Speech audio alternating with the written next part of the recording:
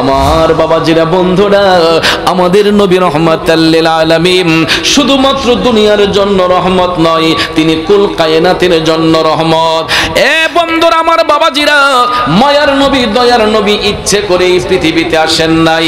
আল্লাহ রাব্বুল আলামিন দয়া করে, মায়া করে এই জগৎকে আলোকিত করার জন্য, মিথ্যাকে দূরীভূত করার জন্য, সত্যকে প্রচার করার জন্য রহমাতাল লিল আলামিন নবীকে প্রেরণ করেছেন, পাঠিয়েছেন। ঠিক কিনা কোন? দয়াল নবী ইচ্ছে করে আসেন নাই। আমরা ওই নবীর আগমন নিয়ে মারামারি করি, কাটাকাটি করি। আমরা মারামারি করলেই কি, কাটাকাটি করলেই কি, আল্লাহ বলছেন রাসূল ওয়া রাফা'না লাকা যিকরাক, আপনার ইজ্জত, আপনার প্রশংসা আমি আল্লাহ বাড়িয়ে দিয়েছি। দুনিয়ার মানুষ বাড়াইবারও সাধ্য নাই, কমাইবারও সাধ্য নাই। নবীর ইজ্জত, নবীর প্রশংসা বাড়িয়ে দিয়েছেন কে? এই জন্য শায়ের বলেছেন, রাসূল আমি তোমায় না চিনিলে তোমার কি আসে যায়, মোরা তোমায় না চিনিলে তোমার কি আসে যায়। দোনো জাহান নবীজির নূরে কদমে ঝোকায়। ঠিক কিনা বলুন? দোনো জাহান নবীজির, নবীজির, নবীজির, দোনো জাহান নবীজির নূরে কদমে ঝোকায়। ঠিক না বিঠে? মাঝে মধ্যে গজল গেলে কষ্ট হবে, নবীর শান গেলে কষ্ট হবে, কারণ এটা আশিকদের রুহের খোরাক। কথা কোন? ঠিক কিনা? আব্বাজি শুনুন, ভাত খেলে, ফল খেলে পেটের ক্ষুধা নিবারণ হয়, আর আল্লাহ রসুলের শান শুনলে আশিকদের রুহের ক্ষুধা নিবারণ হয়। ঠিক কিনা বলুন? এই জন্য শায়ের বলেন, রাসূল আমরা তোমায় না চিনিলে তোমার কি আসে যায়। দোনো জাহান নবীজির নূরে কদমে ঝোকায়, দোনো জাহান নবীজির নূরে কদমে ঝোকায়। কথা বলেন ঠিক কিনা? জগতের বন্ধুরা রে, ও মুরব্বী বাবাজিরা, আমার সম্মানিত মা বোনরা যারা শুনছেন গো, রহমাতাল লিল আলামিন ইচ্ছে করে পৃথিবীতে আসেন নাই। যখন জাহিলি প্রথা ছিল, গোটা জগৎ যখন অন্ধকারে নিমজ্জিত ছিল, যেই সময়ে মানুষের মধ্যে কোনো শালীনতা ছিল না, নমনীয়তা ছিল না, ভদ্রতা ছিল না, ওই সময়ে মুসলিম মিল্লাতের আদি পিতা হযরতে বাবা ইব্রাহিম আলাইহিস সালাম মুসলমানদের সেই পবিত্র স্থান মক্কাতুল মুকাররমা বাইতুল্লাহ শরীফ যখন পুনর্নির্মাণ করলেন, তখন তিনি দেখতে পেলেন বাইতুল্লাহ শরীফের চতুর্পার্শ্বে কাফেররা মূর্তি স্থাপন করে, অগ্নির পূজা করে, ইভেন মূর্তি বানিয়ে এরা কাবা শরীফের ভিতরে নিয়ে রাখতো। আপনারা বলুন, মূর্তির পূজা কি মুসলমানের ইবাদত? অগ্নির পূজা কি মুসলমানের ইবাদত? যেই খানায়ে কাবার জন্য পৃথিবীর লক্ষ কোটি মানুষ পাগল পারা হয়ে থাকে, মক্কা শরীফ যাওয়ার জন্য, মদিনা শরীফ যাওয়ার জন্য, আব্বারে যেই কাবার জন্য কোটি কোটি মানুষ আমরা পাগল, ওই কাবা নবীর আগমনের পূর্বে অন্ধকারে নিমজ্জিত ছিল। মুসলমানদের কোনো বাক স্বাধীনতা ছিল না, মুসলমানরা বাইতুল্লাহ শরীফের ভিতরে ইবাদত করতে পারত না, কারণ চতুর্দিকে কাফির মুশরিকরা চেয়ে থাকতো, এরা প্রতিমা বানাইতো, মূর্তির পূজা করত। সেই অন্ধকারের যুগে নারীদের কোনো ইজ্জত ছিল না। কন্যা সন্তান জন্মগ্রহণ করলে তাদেরকে জীবিত মাটির নিচে পুঁতে রাখতো, এবং কোন নারীর স্বামী যদি মারা যেত, ওই বিধবা নারীগুলাকে তারা জীবিত মাটির নিচে পুঁতে রাখতো। আর এই দৃষ্টান্তটা এখন পর্যন্ত মক্কা শরীফ গেলে আপনারা দেখতে পাবেন। বন্ধুরা আমার, বাবা জিনা গো, ইব্রাহিম আলাইহিস সালাম যখন দেখলেন মুসলমানদের বাক স্বাধীনতা কাবা শরীফের ভিতরে নেই, মুসলমানরা আল্লাহর ইবাদত করতে পারছে না, আল্লাহকে সিজদা করতে পারছে না, তখন তিনি চোখের পানি ছেড়ে দিয়া হাত মুবারক উত্তোলন করে আমার মাওলায়ে কারিমের দরবারে একটা অ্যাপ্লিকেশন করলেন। আর ওই অ্যাপ্লিকেশনটা আমার আল্লাহ গুরুত্ব সহকারে কবুল করে, এটাকে কোরআনে পাকের অংশ হিসেবে আল্লাহ কবুল করে নিয়েছেন। বিসমিল্লাহির রহমানির রহিম।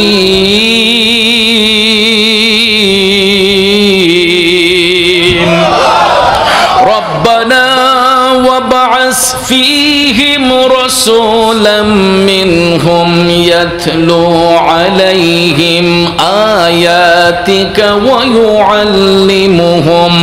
ويعلمهم الكتاب والحكمة তাদেরকে আয়াতে পাক শিক্ষা দিবে, তোমার বান্দাদেরকে হিকমত শিক্ষা দেবে, ওয়ায়ুযাক্কিহিম তোমার বান্দাদেরকে পবিত্র করবে। এরকম পবিত্রকারী একজন রাসূল মক্কা নগরীর মধ্যে প্রেরণ করো। তিনি বলেন ইন্নাকা আনতাল আজিজুল হাকীম, ও মাবুদ নিশ্চয়ই তুমি মহাপরাক্রমশালী বিজ্ঞানময়। এটা হলো আয়াতে কারিমার সরল তরজমা। আসুন এবার এর বিস্তারিত ব্যাখ্যার দিকে চলে যাই। তাফসীর রুহুল বয়ান এই আয়াতে কারিমার তাফসীর করতে গিয়া বলেছে ইব্রাহিম আলাইহিস সালাম আল্লাহ পাকের দরবারে এমন একজন রাসূলের আগমনের জন্য, এমন একজন রাসূল পাঠাইবার জন্য অ্যাপ্লিকেশন করলেন, যেই রাসূলের আগমনে শুধু মক্কা শরীফ আর কাবা শরীফ নয়, আল্লাহর তামাম জাহান যেন চিরকালের জন্য আলোকিত হয়ে যায়। এই জন্য তিনি ওই রাসূলের আগমনের জন্য মহান মালিকের কাছে অ্যাপ্লিকেশন করলেন। এবার ভাইয়েরা আমার, দয়াল নবীর আগমনের বিষয়ে রাসূল নিজে বলতেছেন, খুলুন মিশকাত শরীফের ফজিলত অধ্যায়ে আল্লাহর হাবিব সাল্লাল্লাহু আলাইহি ওয়াসাল্লাম নিজে বলেছেন, এই পৃথিবীতে আসার ক্ষেত্রে আমি রাসূল হযরতে ইব্রাহিম নবীর ফরিয়াদ, মুসা কালিমুল্লাহর শুভ সংবাদ এবং আমার আম্মা জানের দোয়ার ফসল হিসেবে আল্লাহ রাব্বুল আলামিন আমি রাসূলকে এই পৃথিবীর মধ্যে প্রেরণ করেছেন। জোরে জোরে কন্যা সুবহানাল্লাহ। এখন আপনারা বলুন, রাসূল কি ফেসাদ করার জন্য দুনিয়াতে আসছেন? মারামারি কাটাকাটি করার জন্য আসছেন? রে চাঁদপুর হাজীগঞ্জের বাবাজিরা, আমার নবী, মায়ার নবী, নূরের নবী ফেসাদ করার জন্য আসেন নাই, হিংসা নিন্দা করার জন্য আসেন নাই, সমস্ত হিংসাকে দূরীভূত করার জন্য, সমস্ত বাতিলকে নিপাত করার জন্য, সত্যকে প্রচার করে দেওয়ার জন্য রহমাতাল লিল আলামিন নবীকে সূরতে বশর রূপে আল্লাহ তাআলা এই পৃথিবীর মধ্যে প্রেরণ করেছেন, পাঠিয়েছেন। কথা কোন ঠিক কিনা? অনেকেই বলে আমার নবীর জন্ম নাকি দুনিয়ার মধ্যে হইছে। আরে বেকল, জন্ম তো হবে আমার আপনার, নবীর তো জন্ম নয়, নবীর শুভাগমন। ঠিক না বেঠিক? এই জন্মের বিষয়ে আলোচনা করতে হলে ইতিপূর্বে হয়তো উলামায়ে কেরাম করেছেন। ভাইয়েরা আমার, তাফসিরে কাবির যদি খুলেন আপনারা দেখবেন রাসূলের জন্মের ব্যাপারে যদি আলোচনা করতে হয়, বয়সের বিষয়ে যদি আলোচনা করতে হয়, আমার নবীর বয়স কি শুধু 63 বছর? 63 বছর। গভীর মনোযোগ। তাফসিরে কাবিরের মধ্যে খুলে দেখবেন জিবরাইল আলাইহিস সালাম আমার রহমাতাল লিল আলামিন নবীর কদমে আসলেন। ভাইয়েরা আমার, জিবরাইল আলাইহিস সালাম নবীকে সালাম দিলেন। বিনয়ের সহিত জিবরাইল ফেরেশতা ডাক দিয়া কয়, নবী গো, আমি জিবরাইলের জানার আগ্রহ ছিল আপনার বয়স কত? সুবহানাল্লাহ। আমার দয়াল নবী মুস্কি মুস্কি হাসতেছেন। জিবরাইল নবীজির বয়স সম্পর্কে জানতে চান। দয়াল নবী মুস্কি হেসে বলতেছেন, জিবরাইল আগে বলো তোমার বয়সটা কত? সুবহানাল্লাহ। মদিনার কামলিওয়ালা নবী এই কথা বলার পরে জিবরাইল আলাইহিস সালাম ডাক দিয়া কয়, নবী গো, ইয়া রাসূলুল্লাহ, আমি জিবরাইলের বয়স কত আমি নিজেও সেটা অনুমান করতে পারি নাই, তবে হে ইয়া রাসূলুল্লাহ, আমার এতটুক পর্যন্ত স্মরণ আছে, মনে আছে। নবী গো, 70,000 বছর পর পর আকাশের মধ্যে একটা নূরের তারকা উদিত হতো, আবার ওই তারকাটা নিভে গেলে 70,000 বছর চলে যেত। কত বছর পর পর উঠতো? 70,000 বছর পর পর আকাশের মধ্যে একটা নূরের তারকা উদিত হতো, আবার নিভে গেলে 70,000 বছর চলে যেত। আমার নবী, আপনার নবী ডাক দিয়া কই, জিবরাইল, ও জিবরাইল, ওই নূরের তারকাটা তোমার বয়সে তুমি কতবার দেখেছো?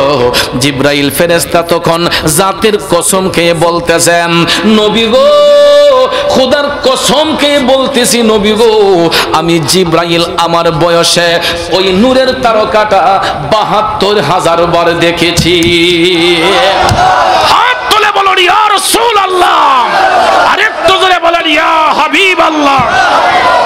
जब तलक ये चांद तारे झिलमिलाते जाएंगे, तब तलक जश्ने बिलादत हम मनाते जाएंगे। जब तलक ये चांद तारे झिलमिलाते जाएंगे, तब तलक जश्ने बिलादत हम मनाते जाएंगे। नूर वाला आया है, नूर लेकर आया है, सारे आलम में देखो कैसा नूर छाया है। अस्सलातु अस्सलामु अलैका या रसूल अल्लाह, अस्सलातु अस्सलामु अलैका या हबीब अल्लाह। একটা জবানও বন্ধ রাখবেন না, চিৎকার মেরে বলুন ইয়া রাসূলুল্লাহ। এ নবীর প্রেমিকেরা, ও মুরব্বি মাজিরা, আমার যুবক বন্ধুরা, জিবরাইল ফেরেশতা ডাক দিয়ে কই নবী গো, খোদার কসম খেয়ে বলছি নবী গো, আমার বয়সে ওই নূরের তারকাটা আমি ৭২,০০০ বার দেখেছি। আমার নবী, আপনার নবী ডাক দিয়া কয় জিবরাইল,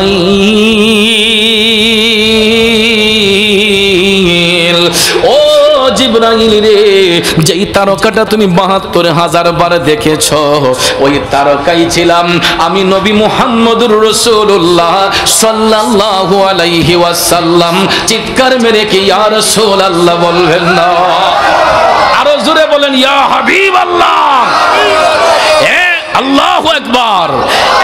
চাঁদপুরের বাবাজিরা, হাজীগঞ্জের বাবাজিরা, একটু মনোযোগ দিয়ে কথাগুলা শ্রবণ করবেন। অনেকে আমার নবীর আগমন নিয়ে বিভিন্ন কথাবার্তা কয়। আমরা যেমন দুনিয়াতে আইছি, নবীও দুনিয়াতে আইছেন। আমরা যেমন সংসারদারি করি, নবীও সংসারদারি করে। তাইলে দেখেন হাদিস শরীফ কি বলে গো, আন আবিল উযাফা রাদিয়াল্লাহু তাআলা আনহু আনিন নবী সাল্লাল্লাহু আলাইহি ওয়াসাল্লাম ক্বালা রাআইতু উম্মি হিনা ওয়াদাআতনি সাতউম মিনহা নূরুন আদাআত লাহু কুসুরা বাসরা। চিৎকার মেরে কন্যা ইয়া রাসূলুল্লাহ। হযরত আবি উযাফা রাদিয়াল্লাহু তাআলা আনহু হাদিস কানা বর্ণনা করেন। তিনি বলতেছেন রাসূল কারীম সাল্লাল্লাহু আলাইহি ওয়াসাল্লামের কিন্তু আমার দয়াল নবীকে সূরতে বাশার রূপটা আল্লাহ কেন দান করলেন? একমাত্র তিনি যে আল্লাহর প্রেরিত রসুল, এটা বুঝাবার জন্য আল্লাহ তাআলা রসুলকে একটা সূরত মোবারক দিয়েছেন। কথা কোন ঠিক কিনা? রসুল কি আসলেই মানুষ? তিনি তো আল্লাহর নূর, কিন্তু সূরতে বাশার, মূলত মানুষ, হাকিকতে আল্লাহর নূর। একটা এক্সাম্পল দিলে ক্লিয়ার হয়ে যাবেন। যেমন এই যে এখানে ফুল দেখেন, আছে না ফুল? এটা কি নিশ্চয়ই ফুল নাকি ফুলের মতো? এটাকে কি নিশ্চয়ই বলা যাবে? এটাকে নিশ্চয়ই বলা যাবে না। নিশ্চয় যদি হয় তাহলে এটার মধ্যে জীবন থাকতে হবে। কথা কোন ঠিক কিনা? তাহলে এটা তো দেখতে ফুলের মতো, আসলে কি ফুল না। আমি আপনি মানুষ, দেখতে যেমন মানুষ, আমরা নিশ্চয়ই মানুষ। এই জন্য আমি আপনি চন্দ্র সূর্যের সাথে বাহাদুরি করতে পারি মানুষ বিদায় আমরা চন্দ্র সূর্যের সাথে বাহাদুরি করতে পারি না। কেন? কারণ আমরা চন্দ্রের আলোর নিচে হাঁটলে আমার আপনার বডিতে ছায়া পড়ে কি পড়ে না? চাঁদের আলোতে হাঁটলে বডির ছায়া পড়ে কি পড়ে না? শুধু চন্দ্র সূর্য বাদ দেন, এই বাতিটার সাথে আমরা বাহাদুরি করতে পারি না। কারণ বাতির আলোটা যখন গায়ে লাগে আমার আপনার বডির ছায়া পড়ছে কিনা? কথা বলেন, পড়ছে কিনা?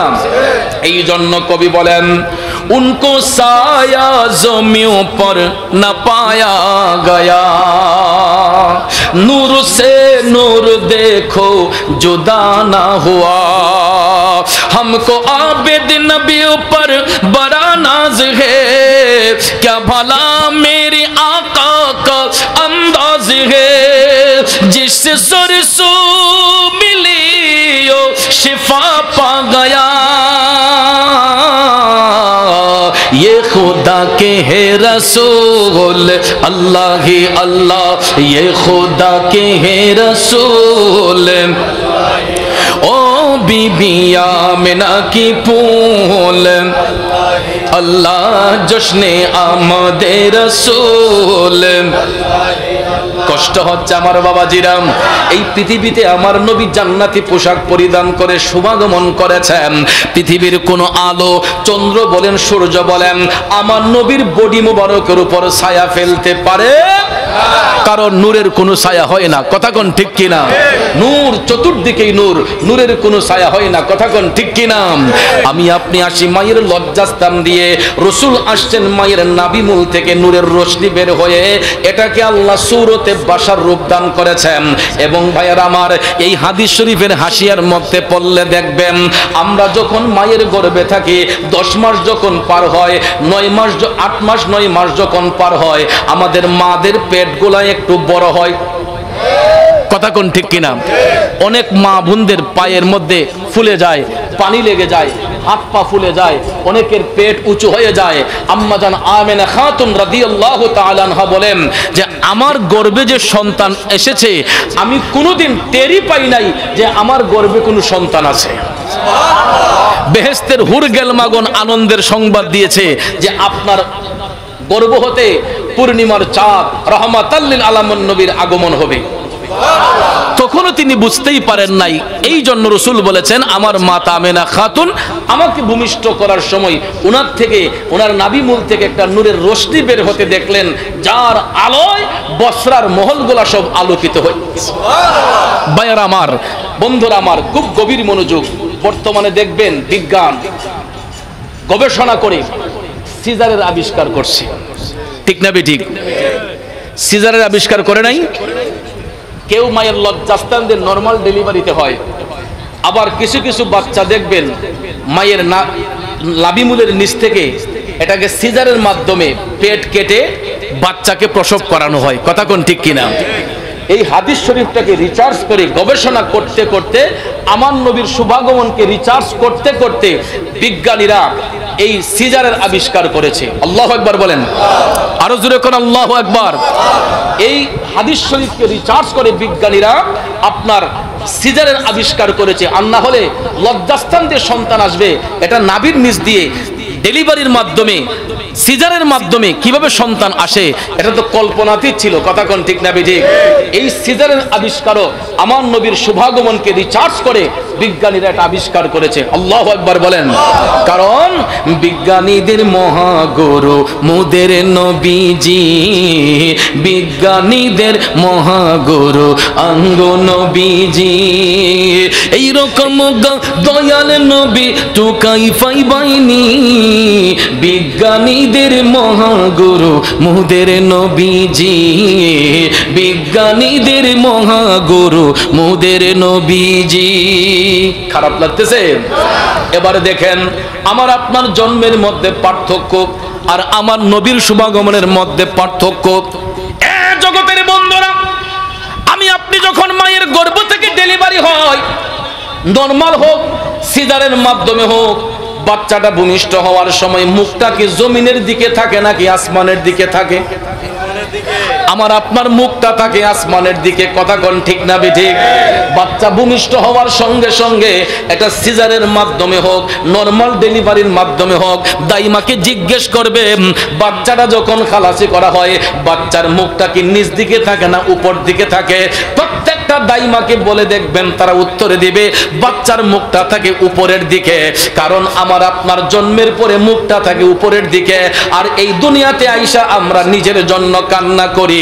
আর আমার মায়ার নবীর মুখ মুবারক উপরে ছিল না, তিনি পৃথিবীর জমিনে শুভাগমন করার সঙ্গে সঙ্গে আমার মায়ার নবী নাক এবং কপাল মুবারক সিজদাবনত করে দয়াল নবী মহান মালিকের দরবারে কান্না করেছেন, ইয়া রব্বি হাবলি উম্মতি, ইয়া রব্বি হাবলি উম্মতি।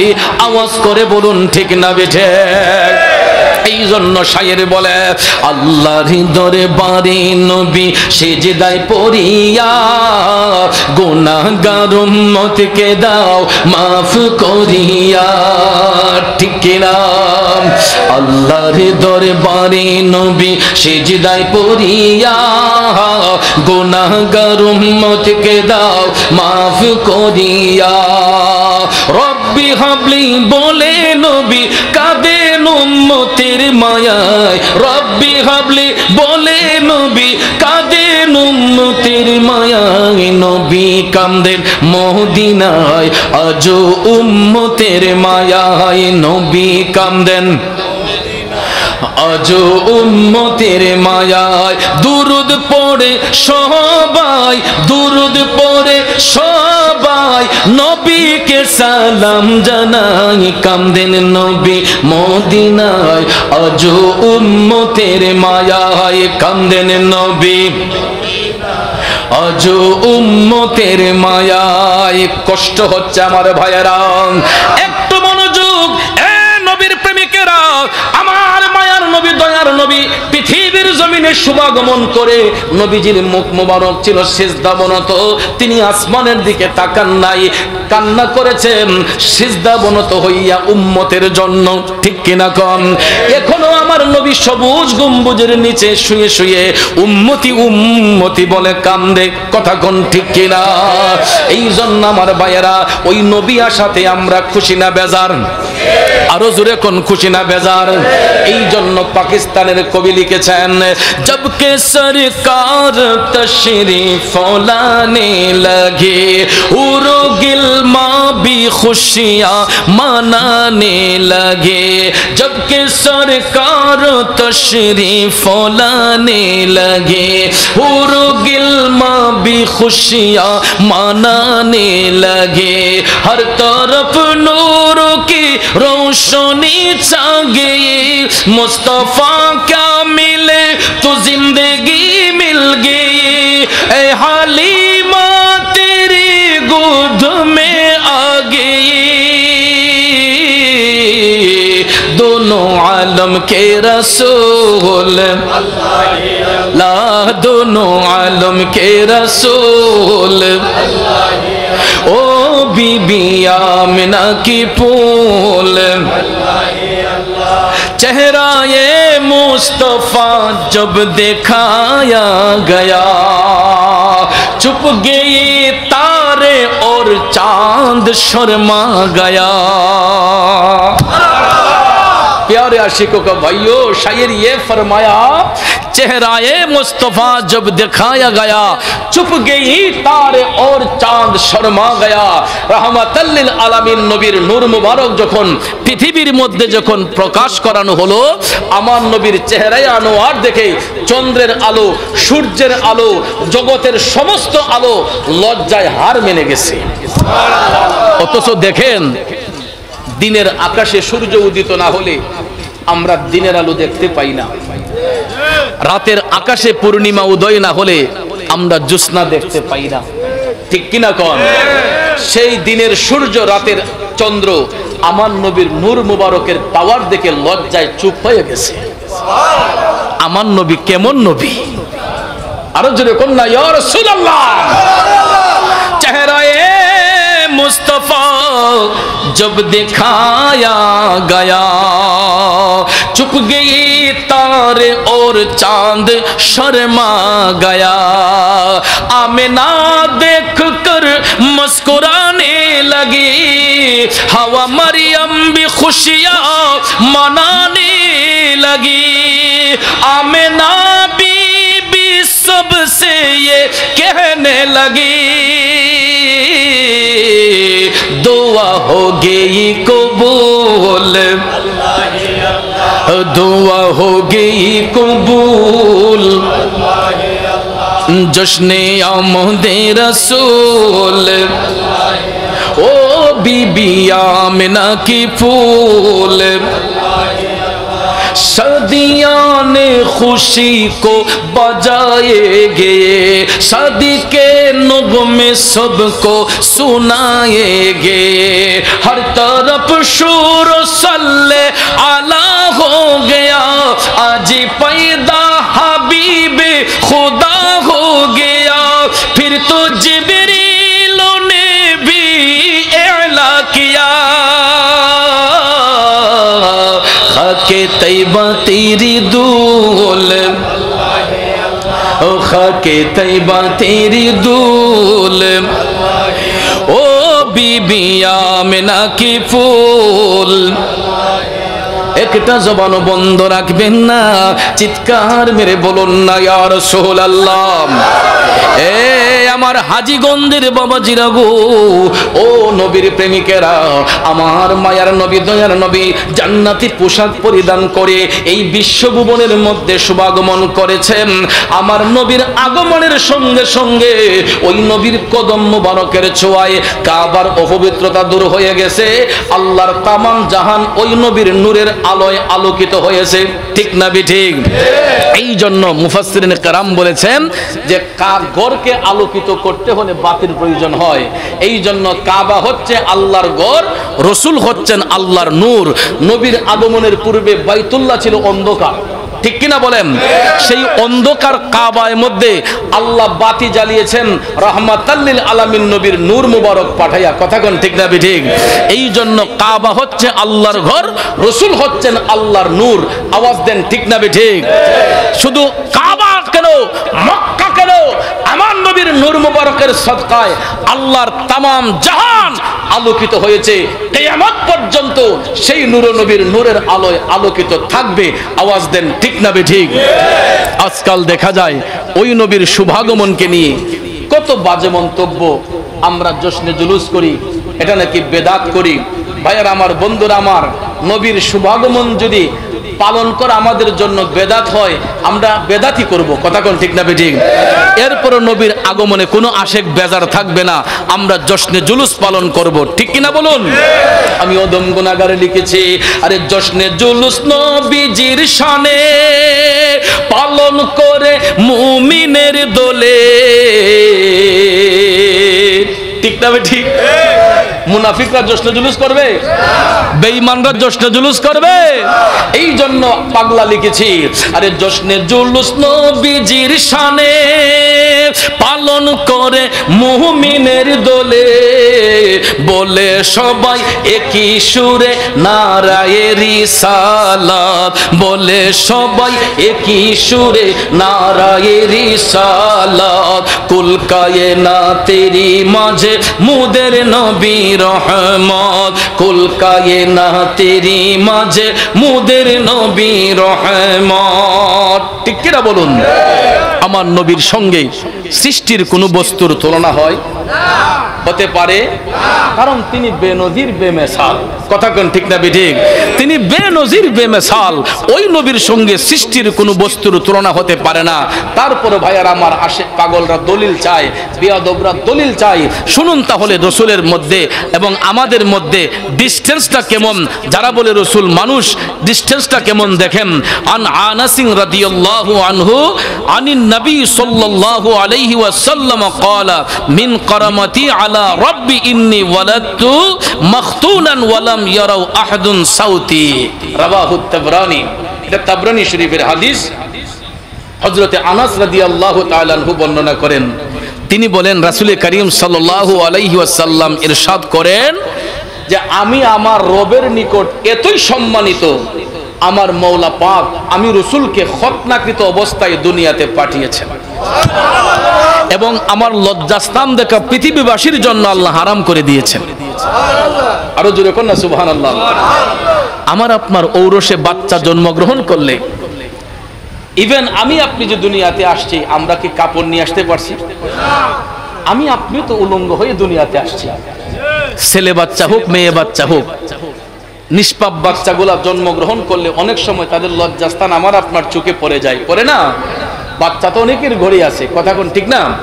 তাদের লজ্জাস্থান পড়ে। রসুল বলেন আমি আমার মওলা পাকের নিকট এতই সম্মানিত, আমার মওলা পাক আমাকে খতনাকৃত অবস্থায় পৃথিবীতে পাঠিয়েছেন, আমার লজ্জাস্থানকে দেখা পৃথিবীবাসীর জন্য আল্লাহ হারাম করে দিয়েছেন। এখন আমরা জন্মগ্রহণ করার সঙ্গে সঙ্গে 7 বছর কি 8 বছর হয়, তখন দেখবেন খতনা, সুন্নতে খতনা, এই অনুষ্ঠান করার জন্য গরু জবাই করি, খাসি জবাই করি, করি না? মেহমান দাওয়াত করি, আত্মীয় স্বজন দাওয়াত করি, একটা বিশাল বড় একটা অনুষ্ঠান হয়ে যায়, যেটাকে অনেক দেশে মুসলমানি বলে, আবার অনেকে সুন্নতে খতনা বলে। আপনাদের চাঁদপুরের ভাষায় কি বলে? সুন্নতে খতনা নাকি? তো ডাক্তার সাহেবের মাধ্যমে এটা হতে পারে, বা গ্রামে গঞ্জে অনেক আজম সাহেব গিয়ে, আজম বলেন আপনারা, বা উস্তাদ, আজম বা উস্তাদ, অনেক সময় খলিফা, আমাদের দেশে অনেকে খলিফা বলে, অনেকে আজম বলে। যারা গ্রামে গিয়ে 7 বছর 8 বছর বাচ্চাগুলো হলে, বা অনেক সময় 6 বছরেও হয়, সুন্নতে খতনা যখন করানো হয়, বাচ্চার লজ্জাস্থানটা ডাক্তার সাহেবের চোখে পড়ে কিনা, আজমের চোখে পড়ে কিনা? যারা আশেপাশে সাহস দেন না থাকে, কান্দিস না ভাই, কান্দিস না, একটা পিঁপড়া কামড় দিব, হ্যাঁ, এদের চোখে পড়ে কি পড়ে না? মোটামুটি উপস্থিত যারা থাকে তাদের দৃষ্টিগোচর হয়। কথা বলেন ঠিক না বেঠিক?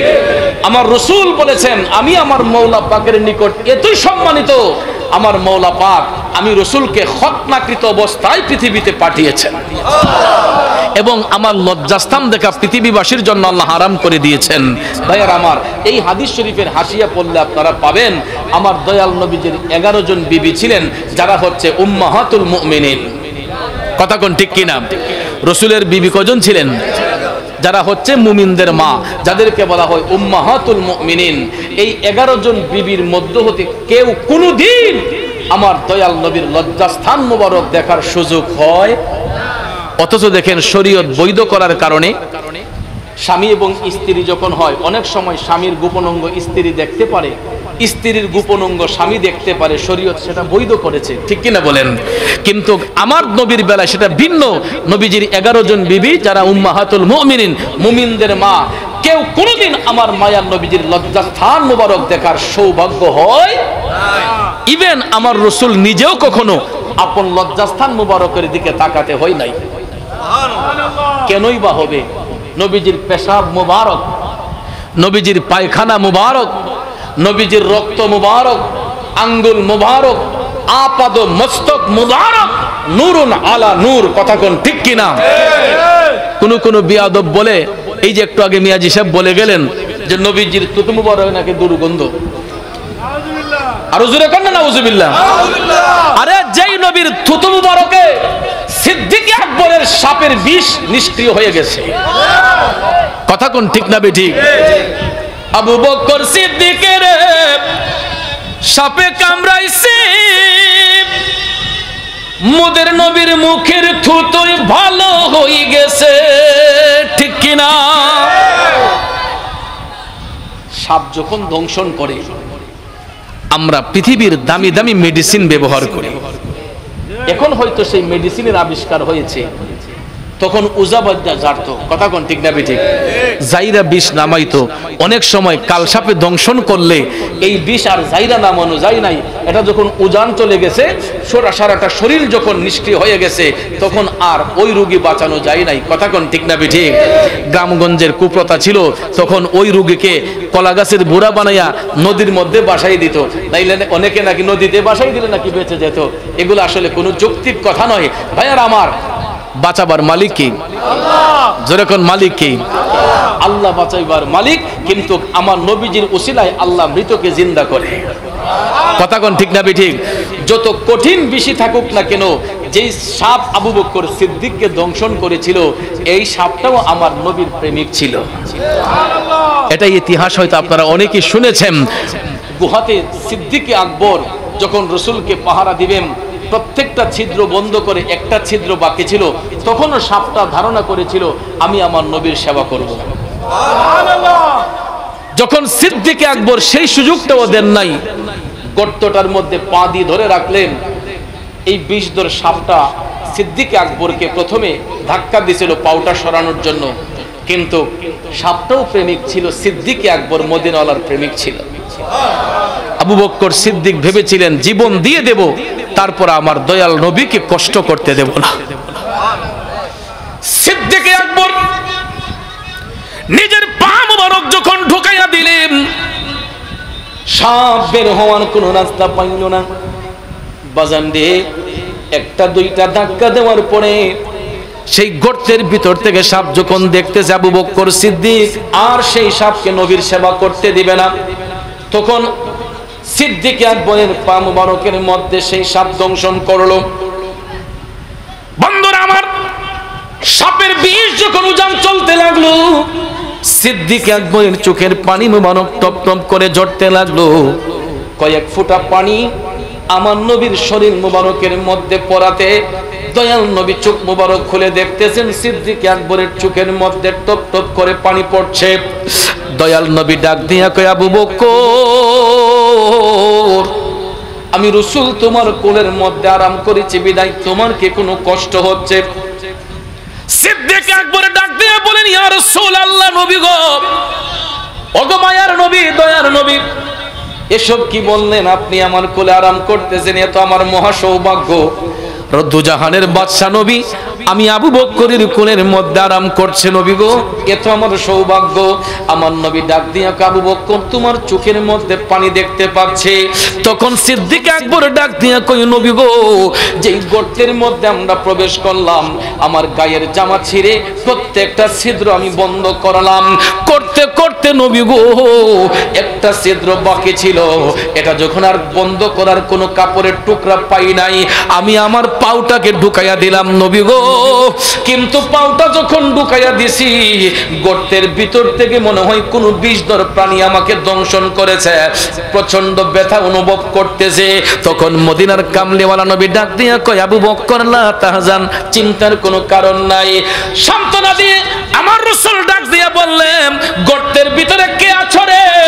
কার এত বড় সাহস আমার আবু বকরকে দংশন করেছো?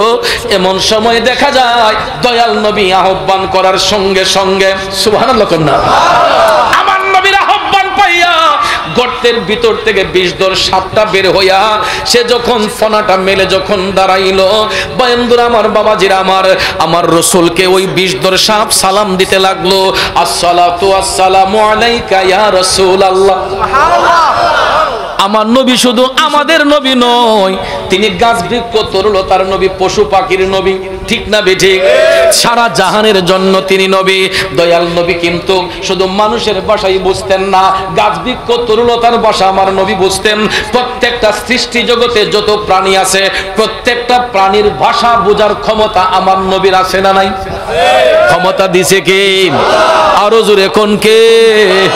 আমার নবী ডাক দিয়া কয়ে, সাপ, তোমার এত বড় সাহস, আবু বকরকে তুমি দংশন করলা কেন? তুমি কি জানো না আবু বকর আমাকে ভালোবাসে? সেই সাপ ডাক দিয়া বলতেছে, নবী গো, আবু বকর সিদ্দিক কি শুধু আপনাকে ভালোবাসে, আমি কি বাসি না?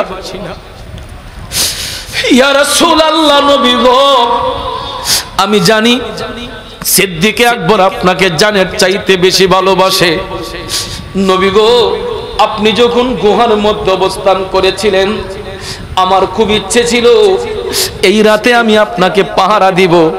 যদি কেউ আপনার বিরুদ্ধে ষড়যন্ত্র করতে আসে, যদি কোনো কাফের মুশরিক আপনার সাথে বেয়াদবি করতে আসে, আমি সাপ এর প্রতিবাদ করব। এই জন্য যখন দেখলাম গর্তের ভিতরে ঢুইকা আবু বকর গায়ের জামা ছিঁড়ে টুকরা টুকরা দিয়া গর্তের ছিদ্রগুলা বন্ধ করছে, শেষ পর্যন্ত নবী গো আমি দেখলাম একটা ছিদ্র খোলা আছে। তখন আমি আশায় ছিলাম যে ওই ছিদ্রটা দিয়ে আমি বের হওয়ার সুযোগ আছে। ইয়া রাসূলুল্লাহ, আপনার আবু বকর আপনারে এতই ভালোবাসে, নিজের পাউটা পর্যন্ত গর্তের মধ্যে ঢুকাইয়া দিছে, নিজের জীবনের পরোয়া করে নাই। আপনি নবীর আরামের জন্য নিজের পাউটা ঢুকাইয়া দিছে। নবী গো, আমি যখন দেখলাম শেষ পর্যন্ত আর বের হওয়ার কোনো রাস্তা নাই, প্রথমে আমি দুইটা তিনটা ধাক্কা দিয়েছিলাম, আবু বকর পাও সরাই নাই। নবী গো, শেষ পর্যায়ে আমি ভাবলাম একটা কামড় দিলে হয়তো আবু বকর নিজের পাওটা সরাইবে, কিন্তু নবী গো, আপনার আবু বকর আপনারে এত ভালোবাসে, নবী গো, জীবন দিতে পারে আবু বকর, কিন্তু আপনি নবীর কষ্ট সহ্য করতে পারবে না। নবীর প্রেমিকেরা ভালোবাসা কারে কয়, মোহাব্বত কারে কয়, সিদ্দিক আকবর প্রমাণ করে দিয়েছে। সাপ ডাক দিয়া কই, নবী গো, আবু বকর নিজের জীবনের মায়া করে নাই, আপনি নবীর আরাম নষ্ট না হওয়ার জন্য পাউটা যখন ঢুকাইয়া দিছে, আর আমি যখন বের হতেই পারবো না ভাবলাম, তখন আমি দুইটা তিনটা ধাক্কা দেওয়ার পরে যখন সরাই না, আমি আবু বকরের পায়ে একটা কামড় দিছি, তারপর আপনার আবু বকর পাও সরাতে রাজি নয়। এখন রাসূল চিন্তা করলেন, বিষয় তো জটিল, উভয় তো নবীর প্রেমিক, গর্তের সাপ পর্যন্ত আমার নবীকে ভালোবাসে। সিদ্দিক আকবর নবীর জন্য জীবন কোরবান করে, ঠিক কিনা বলেন? আমার রাসূল বিষয়টা বুঝতে পেরে সাপকে সান্ত্বনা দিয়ে বললেন, বুঝতে পারছি, যাও তুমি এবার আপন স্থানে চলে যাও, তুমি তোমার আপন জায়গায় চলে যাও। আমার নবী সান্ত্বনা দিয়ে সাপকে বিদায় দিয়ে দয়াল নবী বললেন, আবু বকর কোথায় কামড় দিছিল? সিদ্দিক আকবর বলেন, নবী গো, আমার পায়ে কামড় দিছে। রাসূল বললেন, আবু বকর হাতটা বাড়াও। আমার সিদ্দিক আকবর হাত বাড়ালেন, দয়াল নবীজি পৃথিবীর উত্তম মেডিসিন দিলেন। এখন হয়তো বিজ্ঞান আধুনিক পদ্ধতিতে দামি দামি মেডিসিন বানিয়েছে, কিন্তু পৃথিবীর সর্বশ্রেষ্ঠ মেডিসিন হলো আমার নবীজির থুতু মুবারক। কথা কোন ঠিক কিনা? পৃথিবীর সর্বশ্রেষ্ঠ মেডিসিন আমার নবীর থুতু মুবারক, এর উপরে কোনো ঔষধ, কথা কোন ঔষধ? কিছু কিছু খন্নাস বলে আমার নবীর থুতু মুবারকে নাকি দুর্গন্ধ। আরো জোরে কর না, নাউজুবিল্লাহ। বন্ধুরা আমার, বাবাজিরা আমার, মদিনার কামনেওয়ালা নবী সিদ্দিক আকবরের হাত মুবারকে থুতু মুবারক দিলেন, আবু বকর এটা তোমার বিষক্রিয়াতে লাগিয়ে দাও। মেডিসিন হিসেবে আবু বকর সিদ্দিক নবীজির থুতু মুবারক যখন তিনি গিলে ফেললেন, এখানে অনেকে কয় আবু বকর সিদ্দিক নবীজির থুতু মুবারক পায়ে মালিশ করছে। খবরদার, এটা কখনো ধারণা করবেন না। সিদ্দিক আকবর এখানে নবীজির থুতু মুবারক লাগান নাই, এটা বিয়াদবি হবে। এই জন্য তিনি নবীজির থুতু মুবারক যখন ওষুধ হিসেবে গিলে ফেললেন, সিদ্দিক আকবরের বিষক্রিয়া বন্ধ হয়ে গেছে। আরো জোরে কন্যা সুবহানাল্লাহ। এটা পৃথিবীর উত্তম মেডিসিন, কথা কোন ঠিক না ঠিক? পৃথিবীর উত্তম মেডিসিন। আর এটা তো থুতু মুবারক নয়, এটা নূর মুবারক। এটা থুতু মুবারক নয়, নূর মুবারক। আমার গাউসে পাক রাসূলকে জাগ্রত অবস্থায় দিদার পাইলেন। গাউসে পাক কি এমনি হয়ে গেলেন? গাউসে পাকের মুখ মুবারকে আমার দয়াল নবী 7 বার থুতু মুবারক দিয়েছেন। কয়বার দিয়েছেন? 7 বার দেওয়ার কারণে গাউসে পাকের সিনা আল্লাহ প্রশস্ত করে দিয়েছে, এই কালকে আল্লাহ নূরান্বিত করে দিয়েছে আমার নবীজির থুতু মুবারকের উসিলায়। কথা বলেন ঠিক না ঠিক? আমার কথাগুলো কি বুঝতে অসুবিধা হয় বাজান? খারাপ লাগতেছে আপনাদের? একটু দুরূদ শরীফ পড়েন। আল্লাহুম্মা সাল্লি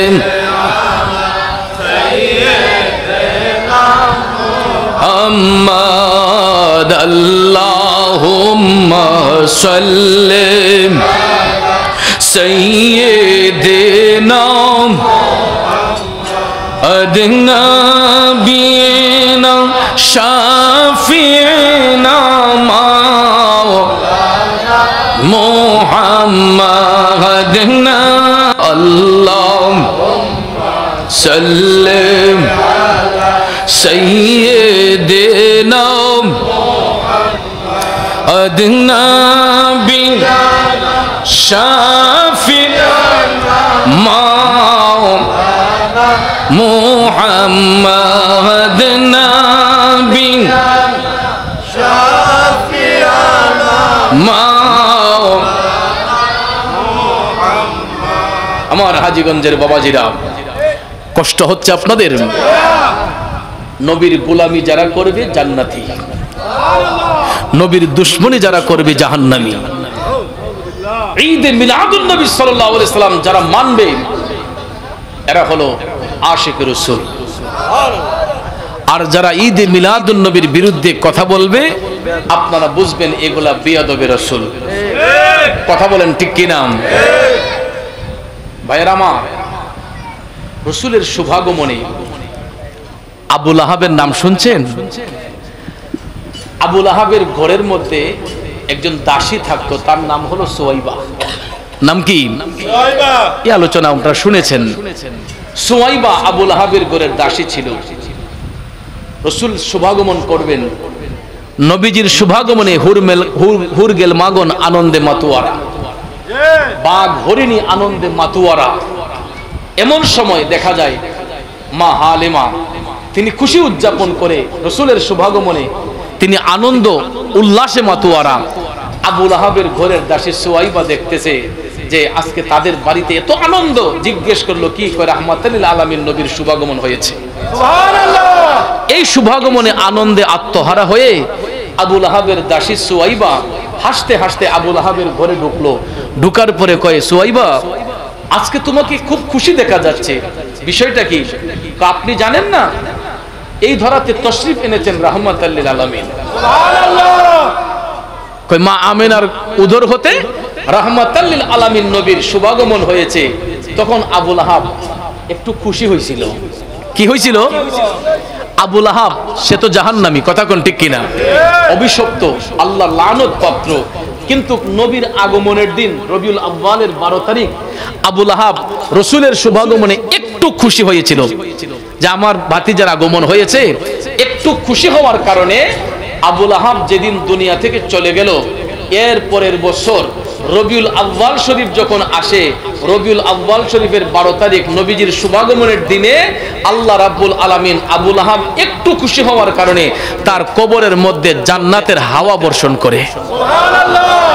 আবু লাহাব কয়, এত আরাম, আমি যদি এটা আগে বুঝতে পারতাম আমি সারা জীবন রাহমাতাল লিল আলামিন নবীর গোলামি করতাম। কিন্তু এখন আফসোস করে আর কোনো লাভ হবে? কিন্তু আবু লাহাবকে আল্লাহ বুঝাইয়া দিছে যে আমার বন্ধু নবীর আগমনে তুমি একটু খুশি হওয়ার কারণে দেখো তোমার কবরে আমি ঈদ ওফাতের পরেও আমার নবীর আগমনে খুশি হওয়ার কারণে তোমার কবরে আমি শান্তি দিচ্ছি, শান্তির হাওয়া দিচ্ছি।